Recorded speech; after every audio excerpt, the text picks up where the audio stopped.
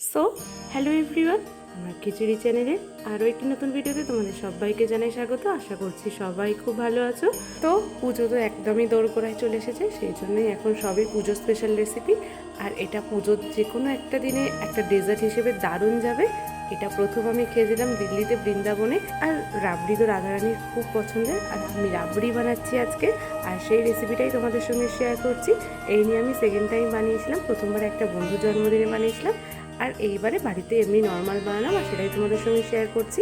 তো আমি এখানে 1 লিটার দুধ নিয়ে নিয়েছি। দুধটা প্রথমে একদম ভালো করে 3-4 বার ফুটিয়ে নিয়েছি। ঠিক ফোটানোর পরে গ্যাসের ফ্লেমটাকে একদম আস্তে করে দিয়েছি।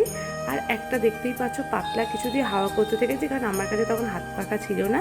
তোমরা হাত পাখা থাকলে হাত পাখা দিয়েই সুন্দরভাবে হাওয়া করতে থাকবে। হ্যাঁ, নর্মালি খুব সুন্দরভাবেই সর পড়ে, কিন্তু একদমই গ্যাসের ফ্লেমটাকে আস্তে রেখে আর হাত পাখা দিয়ে হাওয়া করতে থাকলে সরটা খুব সুন্দর মোটা হয়ে লেয়ারটা পড়ে। আর হ্যাঁ, বলতেই ভুলে গেলাম, আমি গায়ে লাগাচ্ছিলাম কড়াইতে, কিন্তু এটা ননস্টিকের বলে একদমই লাগছিল না, তাই এই খুন্তিটা রেখেছি, তার উপরে সরগুলো রাখছি। আর একদমই খুব সুন্দরভাবে সরগুলো রেখেছিলাম। দেখো একদম বাজেভাবে আবার দুধের মধ্যে পড়ে গেল। তো আমি আর কি করব, তাই আবার কষ্ট করে দুধটা যখন অল্প কমেই গিয়েছিল, সেই জন্য আমি এবার কড়ার গায়েই লাগিয়ে দিয়েছি। আর এই যে পাখাতে হাওয়া করার ব্যাপারটা, ওটা আমি একটা ময়রা কাগজ থেকে শিখেছি, সেটাই তোমাদের বলছি। দেখো দুধটা একদম মরে ওই 250 মতো হয়ে গিয়েছে, সেই মুহূর্তে দিয়ে দিয়েছি আমি এলাচ। এখানে আমি 2টো এলাচ ইউজ করেছি, তোমরা তোমাদের মতো করতে পারো। কিন্তু গোটা রান্নাতে একটাই কথা, গ্যাসের ফ্লেমটাকে একদমই হাই করা যাবে না। আর দেখতেই পাচ্ছ নিচটা আলতোভাবে লেগে গেলেও কিন্তু খুব সুন্দরভাবে উঠেও যাচ্ছে, একদমই পুড়ে যাবে না। তো খুব সুন্দরভাবে এখানে আমার একদমই রেডি হয়ে গিয়েছে, আর প্রত্যেকটা লেয়ার একদম সুন্দরভাবে পড়েছে, আর সরটা পুরো বোঝাই যাচ্ছে। ঠিক এই মুহূর্তে সর আর দুধ আমি একদমই অ্যাড করে দিচ্ছি। এবার দেখতেই পেলে কড়ার গায়ে যেগুলো লাগিয়ে গেছিলো সেটা খুব সুন্দরভাবে একদম দুধের সঙ্গে মিশিয়ে নিচ্ছি।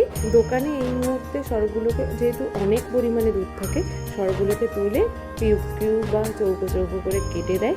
তো আমরা বাড়িতে এরকমভাবেই করেছি। আর দেখতেই পেলে এই মুহূর্তে দিয়ে দিয়েছি আমি চিনি। আমি এখানে 2 চামচের মতো চিনি ইউজ করেছি। এবার ভালোভাবে চিনিটা দুধে গুলতে হবে, আর চিনিটা দুধে গুললে দুধের পরিমাণটা একটু বেড়েই যাবে।